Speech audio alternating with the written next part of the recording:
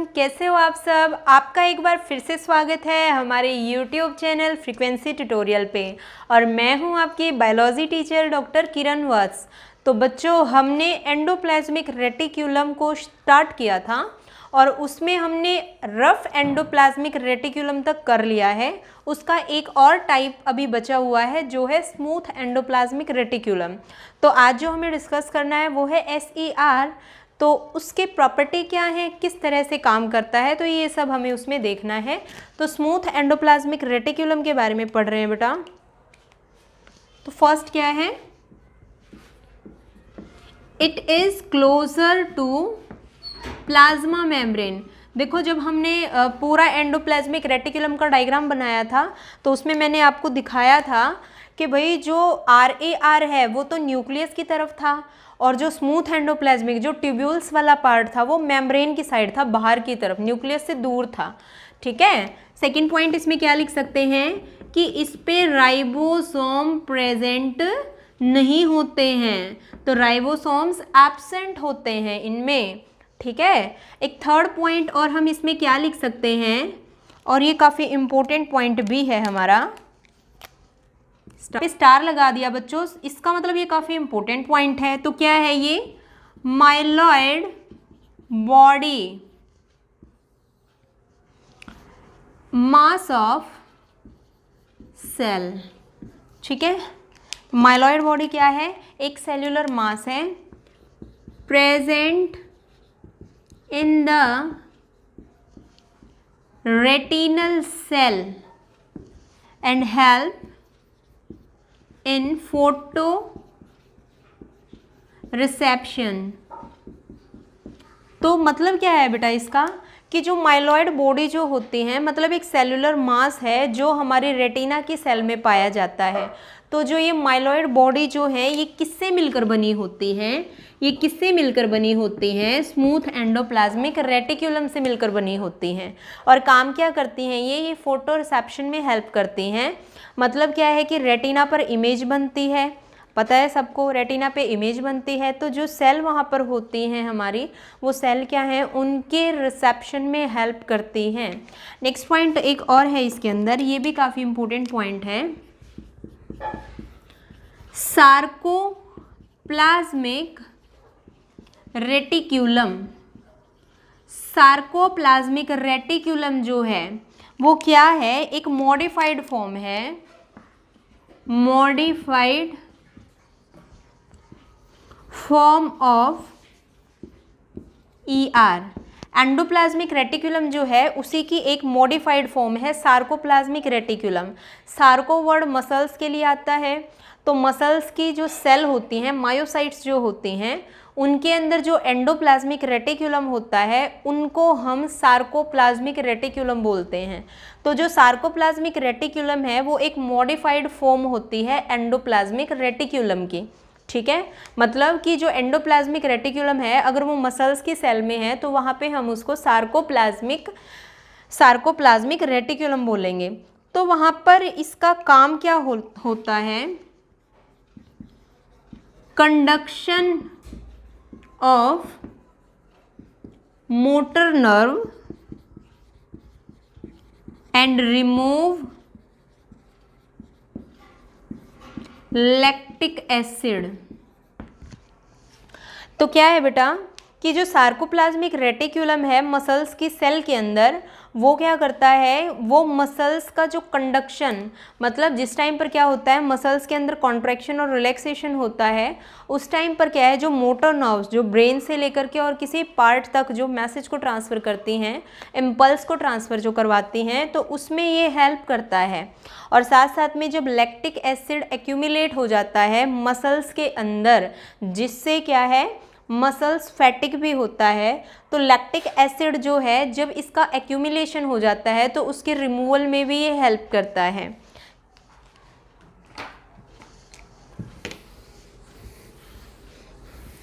अब जो smooth endoplasmic reticulum है ये कौन सी सेल में ज़्यादा प्रेजेंट होगा,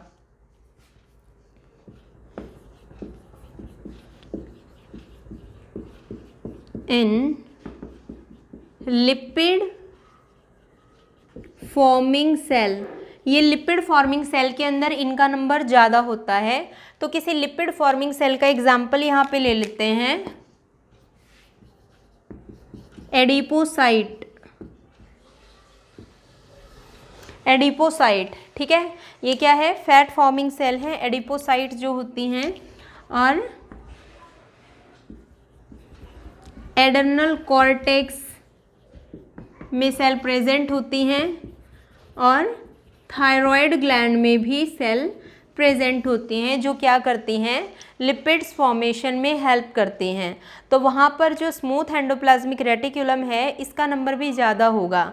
जो सार्कोप्लाज्मिक रेटिक्यूलम जो है, जो सार्कोप्लाज्मिक रेटिक्यूलम है, इसके अंदर कैल्शियम आयंस की कंसंट्रेशन काफ़ी ज़्यादा होती है। और ये कैल्शियम आयंस की कंसंट्रेशन ज़्यादा क्यों होती है, क्यों, कैल्शियम आयंस कंसंट्रेशन कितनी होती है, बहुत ज़्यादा होती है। और इसी की वजह से क्या होता है, मसल्स का कॉन्ट्रैक्शन, मसल्स का कॉन्ट्रैक्शन। जब कैल्शियम आयन का लेवल बढ़ेगा तो मसल्स का कॉन्ट्रैक्शन जो है वो भी लगातार होगा, मतलब ज़्यादा कॉन्ट्रैक्शन होगा। तो सार्कोप्लाज्मिक रेटिक्यूलम जो है वो कैल्शियम के कंसंट्रेशन को भी इंक्रीज़ करते हैं, जो कि मसल्स के कॉन्ट्रैक्शन में हेल्प करता है। तो ये था हमारा स्मूथ एंडोप्लाज्मिक रेटिक्यूलम के बारे में। अब हम कुछ एक फंक्शन कर लेते हैं कि एंडोप्लाज्मिक रेटिक्यूलम जो है वो कौन कौन से फंक्शन परफॉर्म करता है।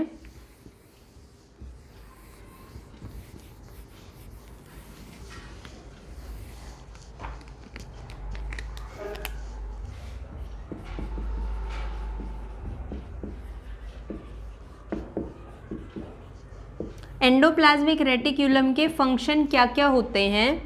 फर्स्ट क्या है इसका, it act as a cell circulatory system. ये कैसे काम कर रहा है, as a cell circulatory system. अब सेल सर्क्यूलेटरी सिस्टम की तरह काम क्यों कर रहा है, क्योंकि जो एंडोप्लाज्मिक रेटिक्यूलम है वो एक नेटवर्क लाइक स्ट्रक्चर का है, एक पूरा नेटवर्क बना रखा है। और नेटवर्क जो है वो क्या कर रहे हैं, एक दूसरे से जुड़े हुए हैं। तो एक तरह से क्या है, सर्कुलेशन का काम चल रहा है। तो इसके बारे में सबसे पहले किसने बताया था, पैलेडे ने। किसने बताया था, पैलेडे ने। और क्या है इसके फंक्शन, सेकेंड एक नेटवर्क बना के दिखा देते हैं कि नेटवर्क किस तरह से बना। पहले RER रफ जो है वो किससे जुड़ा होता है, स्मूथ एंडोप्लाज्मिक रेटिक्यूलम से। और ये किससे जुड़ा है, ये जुड़ता है गोल्जी बॉडीज से। और गोल्जी बॉडीज भी आगे किससे, प्लाज्मा मेम्ब्रेन से। तो कुछ इस तरह से क्या है, ये एक दूसरे से जुड़ते हुए एक नेटवर्क की तरह स्ट्रक्चर बना लेते हैं। अब जो एंडोप्लाज्मिक रेटिक्यूलम है वो क्या करता है, सेल का स्केलेटल मतलब क्या है कि सेल के अंदर एक स्केलेटल सिस्टम का काम जो कर रहा है वो है एंडोप्लाज्मिक रेटिक्यूलम। सेल का जो ढांचा तैयार कर रहा है वो कौन है, एंडोप्लाज्मिक रेटिक्यूलम है, ठीक है। और क्या काम करता है ये, फॉर्मेशन ऑफ न्यूक्लियर मेम्ब्रेन। ये न्यूक्लियर मेम्ब्रेन की फॉर्मेशन में भी हेल्प करता है। क्या कर रहा है, ये न्यूक्लियर मेम्ब्रेन की फॉर्मेशन में भी हेल्प करता है। और क्या फंक्शन है इसका, एक टर्म है डेस्मोट्यूब्यूल्स।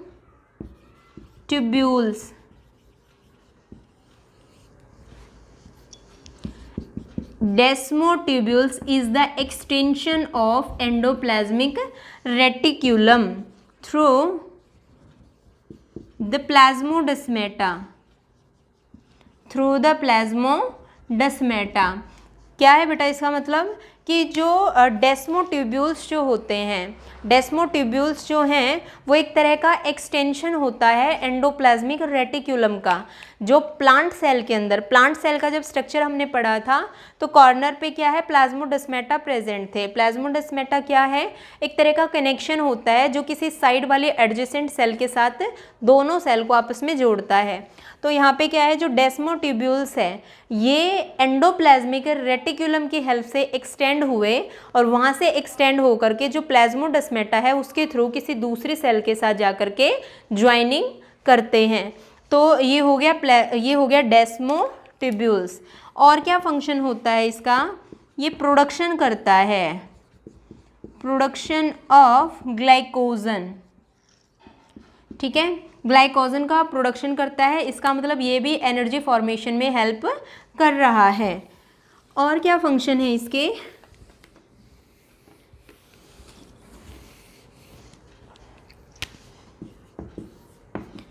Formation of cell plates. और क्या काम करता है ये, जब सेल का डिवीज़न होता है तो एक स्टेज आती है जिस टाइम पर सेल क्या करती है, प्लेट्स का फॉर्मेशन। जब स्टेज आती है तो सेल प्लेट्स फॉर्मेशन करती है मेटा स्टेज पर।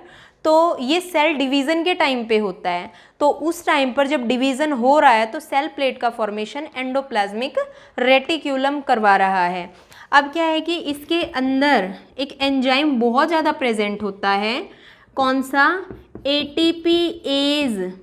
एटीपीएज एंजाइम जो है वो बहुत ज़्यादा होता है एनरिच्ड इन एंडोप्लाज्मिक रेटिकुलम। एंडोप्लाज्मिक रेटिकुलम के अंदर एटीपीएज और इसके अलावा और भी कई सारे एंजाइम होते हैं जो एक्सेस में प्रेजेंट होते हैं। तो ये हमने कुछ एक फंक्शन कर लिए हैं एंडोप्लाज्मिक रेटिकुलम के, और ये हमारा टॉपिक कंप्लीट हो गया है। इससे आगे जो हमें अगली ऑर्गेनेली स्टार्ट करनी है वो हम करेंगे गोल्जी बॉडीज़। तो अभी हमारी जो अगली ऑर्गेनेली है वो है गोल्जी बॉडीज़। सो गोल्जी बॉडीज़ के बारे में थोड़ा पढ़ते हैं बेटा, कि इसकी फर्स्ट डिस्कवरी किसने की, इसके स्ट्रक्चर के बारे में किसने बताया, और इसके स्ट्रक्चर में क्या क्या प्रेजेंट होता है, इसमें कौन कौन से एलिमेंट्स होते हैं और ये क्या फंक्शन परफॉर्म करती है। तो फर्स्ट ऑब्जर्वेशन जो है इसका, first observation of Golgi bodies, Golgi bodies को सबसे पहले किसने ऑब्जर्व किया, सबसे पहले एक जॉर्ज साइंटिस्ट था जिसने गोल्जी बॉडीज को ऑब्जर्व किया था। ठीक है, ये क्वेश्चन आपका पहले आया हुआ है बेटा। नेक्स्ट जो है वो क्या है कि भाई इसने तो ऑब्जर्व कर लिया, अब जो गोल्जी बॉडीज का मॉर्फोलॉजिकल स्ट्रक्चर है, मॉर्फो का मतलब तो सारे बच्चे समझते हैं, मॉर्फो का मतलब होता है एक्सटर्नल स्ट्रक्चर। तो मतलब क्या है कि ऑब्जर्व तो इसने कर ही लिया था, तो जो एक्सटर्नल फीचर जो थे इसके उसके बारे में किसने बताया था, साइंटिस्ट का नाम क्या था, तो साइंटिस्ट का नाम था बेटा कैमिलियो गोल्जी। उसी के नाम पे गोल्जी बॉडीज इसका नाम पड़ा था, कैमिलियो गोल्जी ने इसको डिस्कवर किया था, इसका स्ट्रक्चर दिया था पहले, तो उसी के नाम पे हम इसको गोल्जी बॉडीज या गोल्जी कॉम्प्लेक्स बोलते हैं। ठीक है, फिर एक और साइंटिस्ट आया, electron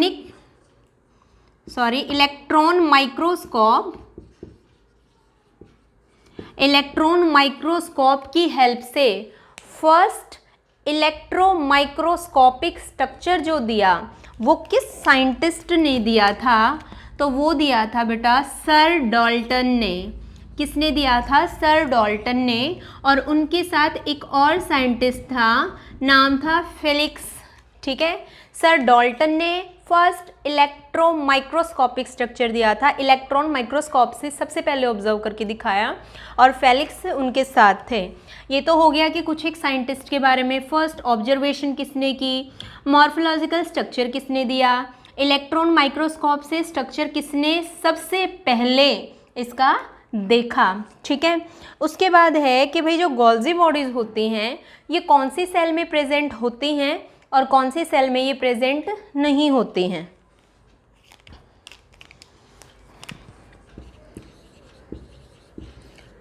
Golgi bodies present in all eukaryotic cell.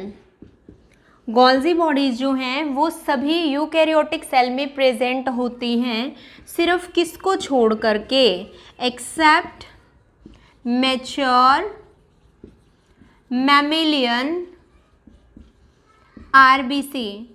Mature mammalian RBC को छोड़ करके बाकी सबके अंदर गोल्जी बॉडीज प्रेजेंट होती हैं। और बच्चों ये तो आपको वैसे भी याद हो गया होगा, मैच्योर मैमेलियन आरबीसी, जिसमें तो इससे पहले एंडोप्लाज्मिक रेटिकुलम जो पढ़ा था वो भी प्रेजेंट नहीं होता है। ठीक है, तो जो ये आरबीसी जो होती है एक्चुअली इसके बारे में क्या है कि जब ये प्री मैच्योर फॉर्म में होती है तब इसमें न्यूक्लियस होता है, बट जैसे जैसे ये मैच्योर होना स्टार्ट हो जाती है तो इसका न्यूक्लियस डिसअपीयर होना स्टार्ट हो जाता है और उसके अलावा इसमें कई सारे न्यूट्रिएंट्स आ जाते हैं। ठीक है, उसके बाद देखो बेटा गोल्जी बॉडीज़ को और किन नामों से जाना जाता है, तो क्या है, Golgi bodies are also known as, Golgi bodies को और किन नाम से जाना जाता है, तो इसको बेटा लिपो माइटोकॉन्ड्रिया के नाम से भी जाना जाता है। लिपोमाइटोकॉन्ड्रिया मतलब क्या हुआ, देखो लिपो मतलब यहाँ पे क्या है, लिपिड्स का फॉर्मेशन होगा। जिस तरह से माइटोकॉन्ड्रिया में एनर्जी का होता है वहाँ पे लिपिड्स का हो रहा होगा।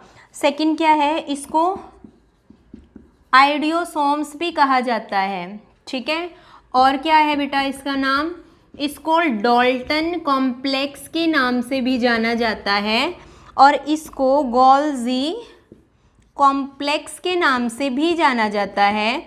और अगर हम सिर्फ और सिर्फ, ध्यान से सुनना, अगर हम सिर्फ प्लांट्स की बात कर रहे हैं तो प्लांट्स के केस में गोल्जी बॉडीज जो हैं उसको डिक्टियोसोम्स के नाम से जानते हैं। ठीक है, तो ये तो क्या था, इसका थोड़ा सा जनरल इंट्रोडक्शन था गोल्जी बॉडीज़ का। अब इसके बारे में थोड़ा सा और पढ़ते हैं।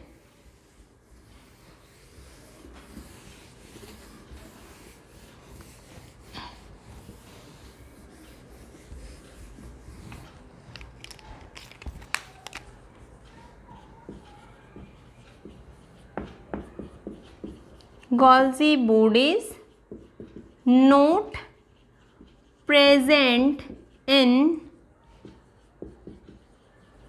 spermatozoa of bryophytes and pteridophytes. Bryophytes और टेरिडोफाइट्स जो है उनका जो स्पर्मेटोजोआ जो है उसके अंदर ये प्रेजेंट नहीं होती है। गोल्जी बॉडी जो है इसका कोई डेफिनेट स्ट्रक्चर नहीं है, तो ये क्या है, वेरिएबल, इट इज़ वेरिएबल, ये वेरिएबल है और इसके वेरिएबल होने की वजह से ही इसको क्या कहा जाता है, प्लियोमॉर्फिक ऑर्गेनेली कहा जाता है। क्या कहा जाता है इसको, प्लियोमॉर्फिक। प्लियोमॉर्फिक का मतलब क्या है कि जिसकी मॉर्फोलॉजी चेंज होती रहती हो, तो प्लियोमॉर्फिक या पॉलीमॉर्फिक उसको बोल सकते हैं। तो ये क्या है, वेरिएबल है, कोई एक डेफिनेट स्ट्रक्चर नहीं हो सकता। हर एक सेल में फंक्शन के अकॉर्डिंग, जिस सेल का जैसा फंक्शन होता है उस फंक्शन के अकॉर्डिंग ही जो गोल्जी बॉडीज़ हैं ये अपने आप को वेरी कर सकती हैं। ठीक है, more number in secretory cell, Golgi bodies का ज़्यादा नंबर किन सेल में होता है, सिक्रेटरी सेल में होता है, जो किसी न किसी चीज़ को सिक्रेट करती रहती हों। तो एग्जाम्पल यहाँ पे दे देते हैं हम, जैसे कि हमारी गोबलेट सेल, जैसे कि हमारी गोबलेट सेल। तो जो गोबलेट सेल हैं वो सिक्रेटरी सेल हैं, तो वो किसका सिक्रेशन करती हैं, म्यूकस का। किसका सिक्रेशन करती हैं, म्यूकस का। ये हमारे इंटेस्टाइन में प्रेजेंट होती हैं। ठीक है, और ये किन में प्रेजेंट नहीं होती, ज़्यादा प्रेजेंट किस में है, सिक्रेटरी सेल में, और ये किस में प्रेजेंट नहीं होती, फ्यू नंबर, ना के बराबर होती हैं। किस में होता है, नॉन सिक्रेटरी सेल। जो नॉन सिक्रेटरी सेल हैं उनके अंदर ये प्रेजेंट नहीं होती है। तो जो नॉन सिक्रेटरी सेल हैं उनमें हम कई सारे एग्जाम्पल ले सकते हैं, जो सेक्रेशन नहीं कर रही हों। जैसे हम इसमें एग्जाम्पल दे सकते हैं, हमारी किसी लीवर की सेल का एग्जाम्पल दे दिया, या फिर अदर सेल जो है उनका एग्जाम्पल हम दे सकते हैं। मसल्स की सेल का भी एग्जाम्पल इसमें दे सकते हैं, क्योंकि मसल्स की सेल जो है वो सेक्रेशन नहीं करती हैं। ठीक है,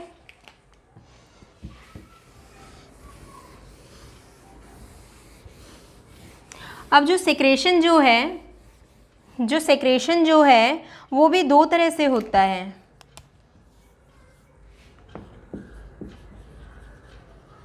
सेक्रेशन जो होता है वो भी किस तरह से होता है? दो तरह से होता है।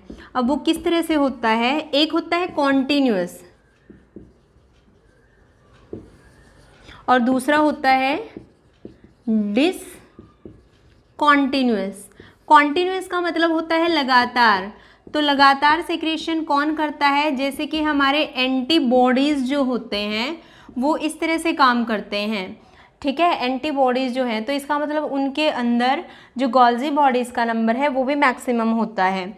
और डिसकॉन्टिन्यूअस कौन से होते हैं? जो लगातार सेक्रेशन नहीं कर पाते, जैसे कुछ एंजाइम्स,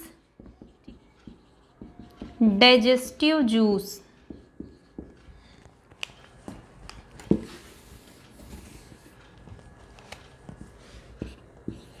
गोल्जी बॉडीज़ जो हैं, गोल्जी बॉडीज़ जो हैं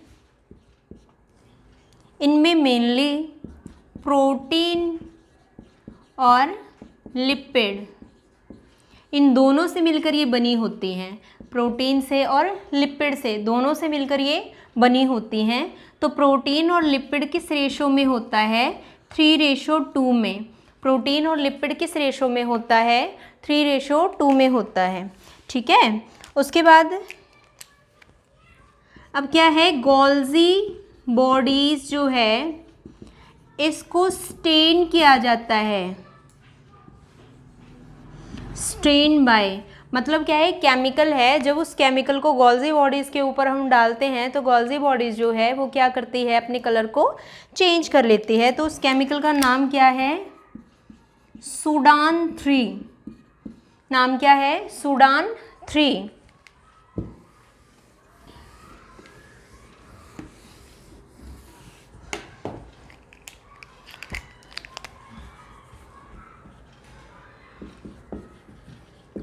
phospholipid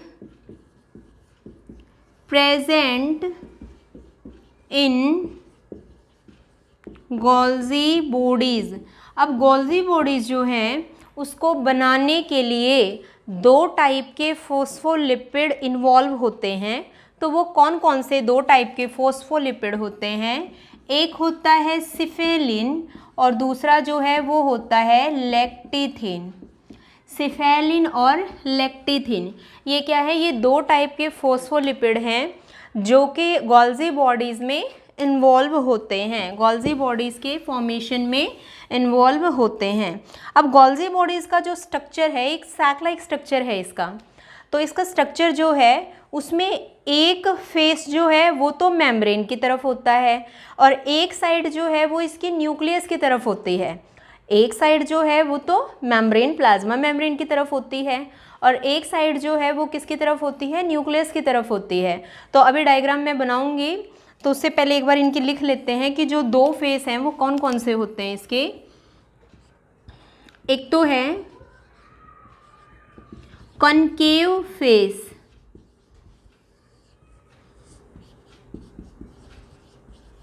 towards the plasma membrane. Plasma membrane की साइड में कौन सा है? कनकेव फेस है। और इसको एक नाम और दिया गया है मैचुरेशन फेस, और इसको क्या कहते हैं? Trans face. ठीक है, और जस्ट इसका ओपोजिट जो है, जो इसका बिल्कुल ओपोजिट है वो है कॉन्वेक्स फेस, जो किसकी तरफ है? न्यूक्लियस की तरफ है। ठीक है, कन्वेक्स। इसको और क्या बोलते हैं? फॉर्मेटिव। क्या बोलते हैं? Formative face. और क्या बोलते हैं इसको? Cis face.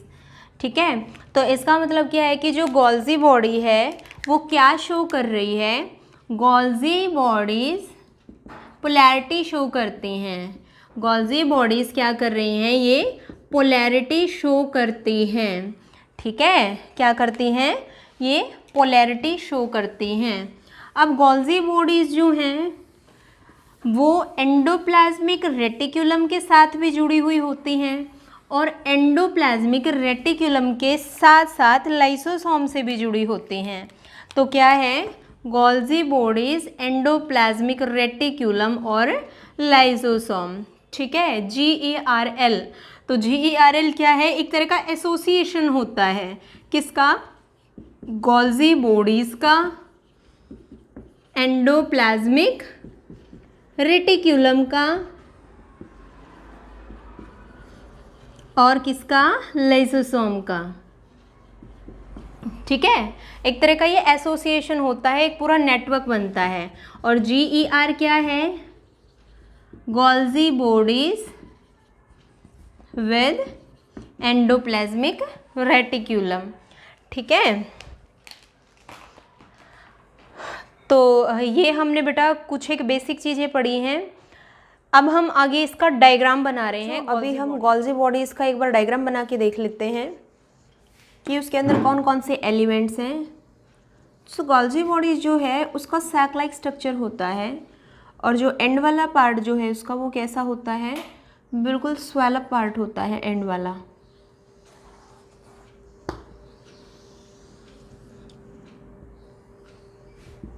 कुछ इस तरह का है ये स्ट्रक्चर।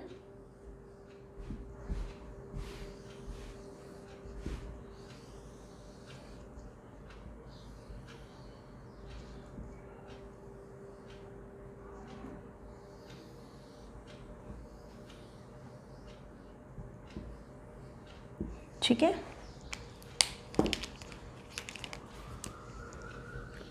इसके इस तरफ स्मॉल राउंडेड स्ट्रक्चर प्रेजेंट होते हैं, स्मॉल राउंडेड स्ट्रक्चर प्रेजेंट हैं।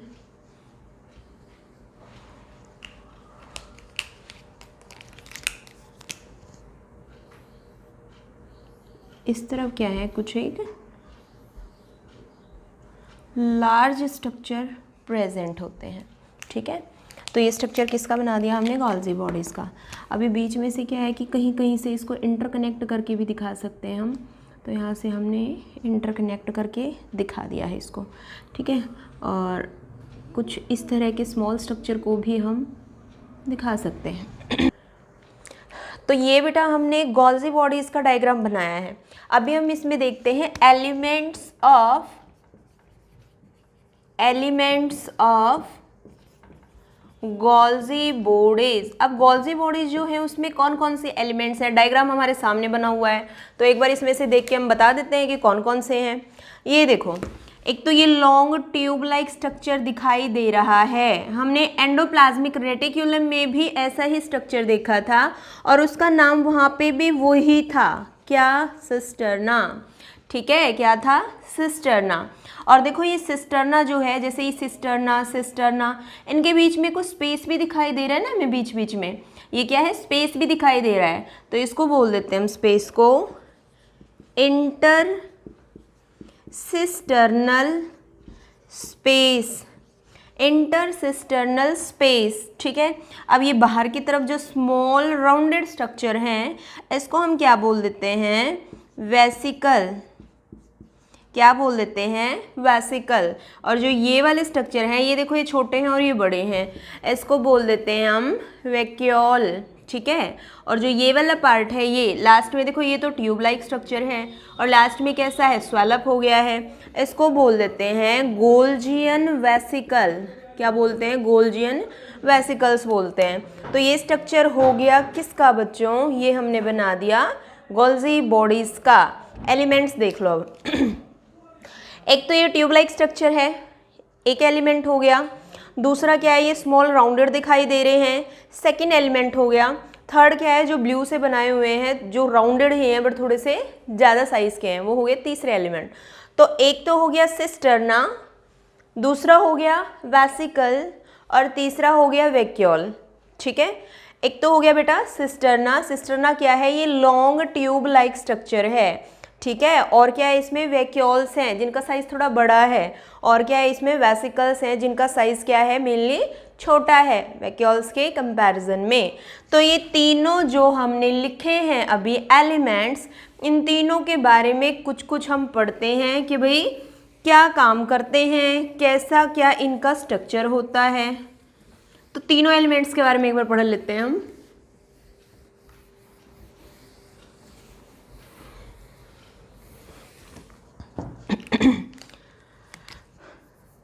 तो फर्स्ट एलिमेंट सिस्टर्ना। सिस्टर्ना, तो सिस्टर्ना का भी हमने देखा है कैसे स्ट्रक्चर था, लॉन्ग और tube like, long tube like, और बीच में से कैसे थे, नैरो, और कैसे थे, अनब्रांच्ड। ठीक है, ऐसा स्ट्रक्चर किसका था, सिस्टर्ना का था। ठीक है, अब सेकेंड पॉइंट में हम क्या लिख सकते हैं, cisterna present in plant cell as well as animal cell. Plant cell में भी होते हैं बेटा और एनिमल सेल में भी होते हैं, बट इनका नंबर जो है वो दोनों में अलग अलग होता है। अगर हम यहाँ पे बात करें किसी प्लांट सेल की, तो प्लांट सेल की या फिर युगलिना वगैरह की हम बात करें, प्लांट सेल की या फिर किसी युगलिना की बात करें हम, तो उसमें इनका नंबर कितना होता है, अबाउट 10 to 20 इनका नंबर होता है। अगर यहाँ पे हम बात कर रहे हैं किसी एनिमल सेल की, तो एनिमल सेल के अंदर सिस्टर्ना का नंबर 3 to 12 होता है। कितना होता है, 3 to 12 होता है।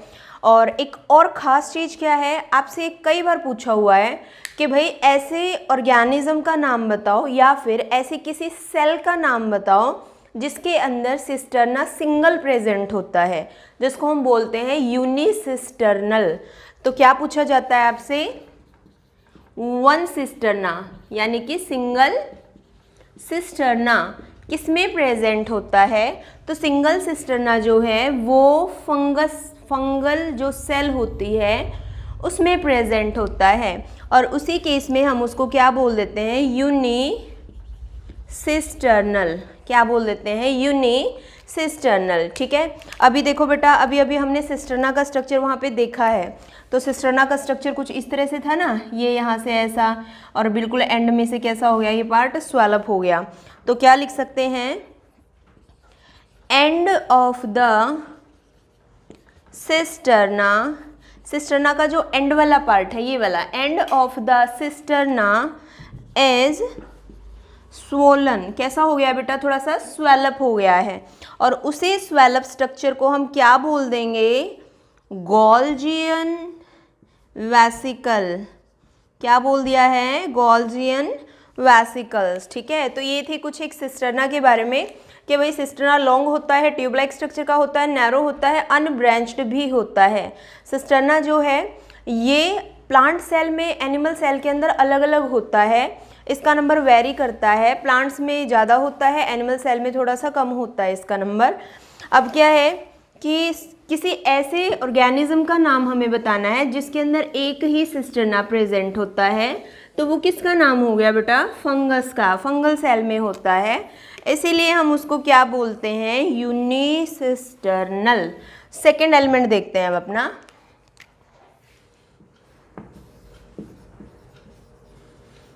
वैक्यूल। वैक्यूल देखो क्या क्या है इसके बारे में प्रॉपर्टीज इसकी। ये कैसा होता है, राउंडेड, अभी देखा था हमने, और कैसा है बेटा, लार्ज, राउंडेड है, लार्ज है। ठीक है, किस तरफ प्रेजेंट होता है, अभी देखो हमने कुछ ये स्ट्रक्चर जो बनाया था, अभी ऐसा जो स्ट्रक्चर अभी अभी हमने बनाया था, यहाँ पे दिखाया था ना मैंने इनको, इस तरफ दिखाया था ना मैंने इनको।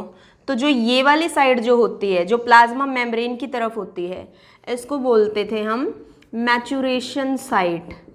या फिर और क्या बोल सकते हैं इसको, ट्रांस साइट। ठीक है, जस्ट ऑपोजिट जो है ये साइड जो है वो न्यूक्लियस की साइड होती है, इसको बोल देते हैं हम फॉर्मेटिव साइट, या फिर बोल सकते हैं इसको सिस साइट। ठीक है, तो ये मैच्योरेशन, तो इसका मतलब क्या है, वैक्यूल जो है वो किस तरफ मिलते हैं, मैच्योरेशन साइट की तरफ। प्रेजेंट इन द ट्रांस, या फिर मैच्योरेशन लिख सकते हैं ट्रांस साइट। ठीक है, ट्रांस साइट जो होती है वहीं पर प्रेजेंट होता है ये। ठीक है, अब इसका डायामीटर पूछा जाता है कि डायामीटर बताओ भैया, अगर ये इतने ही लार्ज होते हैं तो डायामीटर कितना होता है, तो डायामीटर इसका 600 एंगस्ट्रॉम के आसपास होता है। ठीक है, तो ये हो गया वैक्यूल्स के बारे में। उसके बाद थर्ड जो है एलिमेंट और लास्ट जो है एलिमेंट वो है हमारा वेसिकल। क्या है, वेसिकल। अब वेसिकल्स की देखो क्या क्या प्रॉपर्टी है। वेसिकल्स इस तरफ प्रेजेंट थे ना बेटा, ऐसे थे ना, और कैसे थे, स्मॉल भी थे, किसके कंपैरिजन में, वैक्यूल्स के कंपैरिजन में। तो वेसिकल्स क्या हैं, स्मॉल राउंडेड स्ट्रक्चर थे वेसिकल्स जो थे। और वेसिकल्स का डायमीटर भी पूछा जाता है। वेसिकल्स का डायमीटर जो है वो लगभग 40 एंगस्ट्रॉम के आसपास होता है। ठीक है, और ये कौन सी साइड पे प्रेजेंट हैं, ये कहाँ प्रेजेंट थे, प्रेजेंट इन फॉर्मेटिव साइट, या फिर उसको हमने क्या बोला है, सिस साइड। ठीक है, वहाँ पे ये प्रेजेंट थे। तो ये तो हमने पढ़ लिए हैं बच्चों तीनों एलिमेंट और उनके अलग अलग प्रॉपर्टीज़ के बारे में। अब हम पढ़ते हैं कि जो हमारा गोल्जी बॉडीज़ है, गोल्जी बॉडीज़ के फंक्शन क्या क्या होते हैं।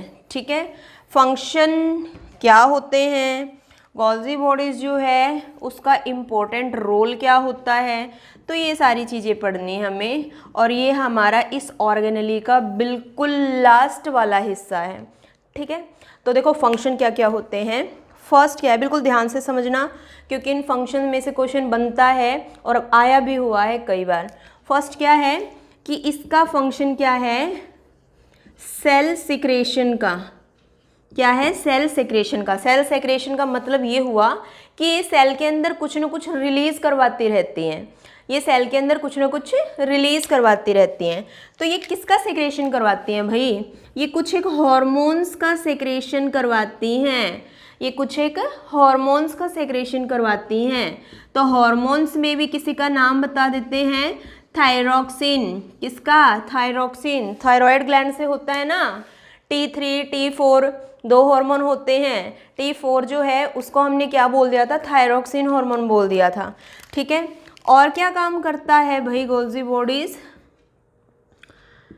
Help in the formation of cell plates during cell division in case of plants. Plants के केस में जब सेल का डिवीज़न होता है तो एक स्टेज आती है जब सेल प्लेट्स फॉर्मेशन करती हैं, तो उन सेल प्लेट्स फॉर्मेशन में गोल्जी बॉडीज़ पार्टिसिपेट करती है, हेल्प करती है। ठीक है, थर्ड पॉइंट जो है वो क्या है बच्चों कि प्लांट्स में देखो हमने सबने जब प्लांट सेल का डायग्राम बनाया तो मैंने उसमें आपको बताया कि भाई एक तो सेल वॉल होती है, एक बीच वाली थी जिसको लैमिला बोला था, और एक उससे भी नीचे थी जिसको हमने मेम्ब्रेन बोल दिया था। तो क्या है, इट प्रोड्यूस पैक्टिन, और ये कहाँ यूज होता है, used in the formation of middle lamella in case of plants के अंदर जो मिडल लैमिला है उसमें पैक्टिन की ज़रूरत पड़ती है, तो उसको भी क्या है ये बनाता है। ठीक है, सॉरी, पैक्टिक की ज़रूरत पड़ती है, उसको भी क्या है यही बनाता है। ठीक है, नेक्स्ट पॉइंट जो है वो है कि भाई गोल्जी बॉडीज जो है वो प्राइमरी लाइसोसोम को प्रोड्यूस करवाने में भी हेल्प करती है। क्या है कि ये प्राइमरी लाइसोसोम को प्रोड्यूस करवाने में भी हेल्प करती है। ठीक है बेटा, और भी इसके फंक्शन हैं जैसे कि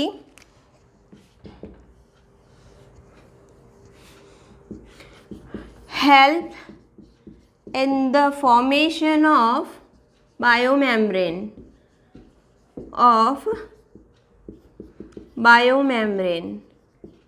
बायोमेम्ब्रेन बताइए बेटा किसको बोलते हैं? प्लाज्मा मेम्ब्रेन को। तो प्लाज्मा मेम्ब्रेन के फॉर्मेशन में गोल्जी बॉडीज भी है, हेल्प कर रहा है। ठीक है, उसके बाद क्या है, it is the main site of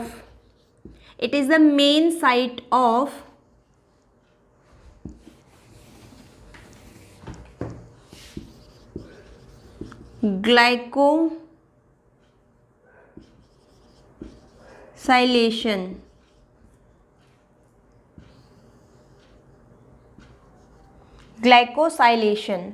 अब ये ग्लाइकोसाइलेशन क्या होता है? Biosynthesis of glycoprotein. क्या है बेटा? ग्लाइकोसाइलेशन का मतलब क्या हुआ? Biosynthesis of glycoprotein and the binding of carbohydrates to protein. ठीक है, तो गोल्जी बॉडीज जो हैं वो ग्लाइकोसाइलेशन में हेल्प करती हैं, जिसमें ग्लाइकोप्रोटीन बनता है और उसमें क्या होता है, कार्बोहाइड्रेट्स और प्रोटीन दोनों की बाइंडिंग होती है। इसके अलावा एक और है बेटा, it is also site of glycosidation. Glyco ये साइलेशन था, ये है ग्लाइकोसाइडेशन। अब इसका मतलब क्या हुआ? Biosynthesis of glycolipid. क्या है? Biosynthesis of glycolipids. ग्लाइकोलिपिड्स जो है उसका फॉर्मेशन। तो इसमें क्या होगा? Binding of carbohydrates to lipids. ठीक है, देखो बेटा थोड़ा सा ही डिफरेंस है ना, नाम में है थोड़ा सा डिफरेंस।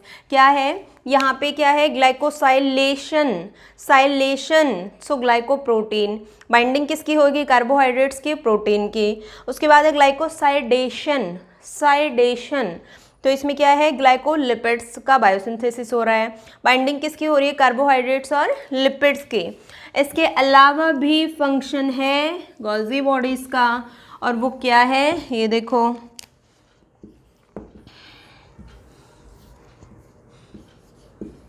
हेल्प इन वाइटिलोजेनेसिस का मतलब होता है बेटा यॉर्क सैक। अब देखो आपका 12th क्लास में आएगा कि जो एग जो है, टाइप्स ऑफ एग कितने होते हैं, और एग जो है उसके अंदर क्या होता है कि येलोइश कलर का पार्ट होता है। उस येलोइश कलर के पार्ट को ही हम क्या बोलते हैं? यॉर्क बोलते हैं। और जस्ट जो इसकी आउटर साइड, जो आउटर मेम्ब्रेन जो होती है, इसको हम क्या बोल देते हैं? वाइटिलाइन मेम्ब्रेन या फिर प्लाज्मा मेम्ब्रेन बोल देते हैं। ठीक है, देखो अब तो ये क्या है? वाइटिलोजेनेसिस में हेल्प करता है। जब कभी भी कोई एग बन रहा होता है तो उस एग के अंदर योक कितना बनेगा वो हमेशा क्या है? गोल्जी बॉडीज़ के ऊपर ही डिपेंड होता है। ठीक है, तो ये क्या हो गया बेटा? फंक्शन। इसको हम बोलते हैं वाइटिलोजेनेसिस। काफ़ी इंपॉर्टेंट है, पहले आया हुआ है, आगे भी आ सकता है। ठीक है, अब एक और फंक्शन है, क्या है? Acrosome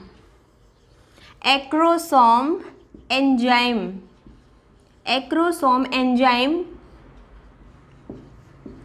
present on the head part of the sperm, help in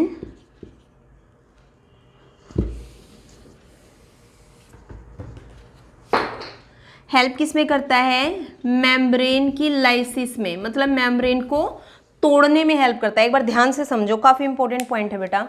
जब हम 12th क्लास में, अभी तो चलो आपने नहीं पढ़ा है, 12th क्लास में पढ़ेंगे इसको, जो ह्यूमन स्वर्म जो है, ह्यूमन स्वर्म जो है उसमें क्या प्रेजेंट है बेटा, जैसे ये हेड वाला पार्ट है तो इस हेड वाले पार्ट के ऊपर एक कैप की तरह स्ट्रक्चर प्रेजेंट होता है।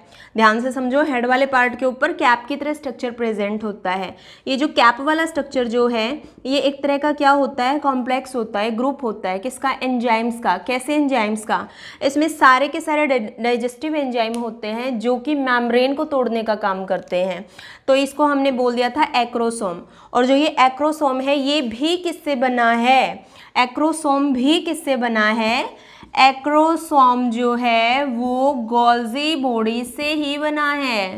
एक्रोसोम किससे बना है बेटा, एक्रोसोम को बनाने में गोल्जी बॉडीज ने ही हेल्प किया है, गोल्जी बॉडी से ही बना है। ठीक है, तो ये वाला अब क्या होता है कि जैसे इसके ऊपर ये मेम्ब्रेन भी दिखा दी मैंने, जब स्वर्म किसी एग के पास जाता है और जब उन दोनों में क्या होता है, फ्यूज़न होना होता है, तो स्वर्म और एग यहाँ पे स्टे पोजीशन में है, वहीं पे रुका हुआ है, स्वर्म काफ़ी स्पीड से जा रहा है उसके पास। अब स्वर्म ने सबसे पहले जाके क्या किया, उसको ट्रिगर किया, धक्का लगाया। तो उस प्रोसेस में क्या होता है कि जो ये वाला है इसका, ये वाला पार्ट एक्रोसोम, ये रप्चर हो जाता है, एंजाइम्स रिलीज होते हैं, पहले इसके मेम्ब्रेन को तोड़ते हैं और रिलीज होने के बाद फिर एग की मेम्ब्रेन को तोड़ते हैं ताकि एग के अंदर वो अंदर जा सके। ठीक है, तो ये हो गया बेटा एक्रोसोम। ठीक है, गोल्जी बॉडीज का फॉर्मेशन करता है। इसके अलावा क्या है, इसमें कई तरह के लिपिड्स का फॉर्मेशन भी होता है, कई तरह के लिपिड्स का फॉर्मेशन भी होता है, इसलिए हमने इसको क्या बोल दिया था, लिपोमाइटोकॉन्ड्रिया भी बोला था। ठीक है, तो ये थी हमारी गोल्जी बॉडीज ऑर्गेनली। इससे आगे हम अपनी नेक्स्ट ऑर्गेनली को स्टार्ट करेंगे। तो आई थिंक बड़ा सिंपल सा टॉपिक था, इसमें भी कोई मुश्किल नहीं आएगी और बड़ा आसानी से ही याद हो जाता है, क्योंकि हमने पहले 9th में भी पढ़ा हुआ था, 9th में पढ़ा था तो थोड़ा कम पढ़ा था हमने उसको, अब इसमें थोड़ा ज़्यादा पढ़ना है हमें और काफ़ी इम्पोर्टेंट भी है, तो हम इसको स्किप तो बिल्कुल भी नहीं कर सकते हैं। तो सारे बच्चे इसको अच्छे से पढ़ लेना। अगर कोई भी आपके डाउट आते हैं तो कमेंट सेक्शन में आप डाल सकते हो। तो बच्चों मिलते हैं अगले लेक्चर में अगली वीडियो के साथ, तब तक आप बायोलॉजी को पढ़ते रहिए, खुश रहिए एंड थैंक यू।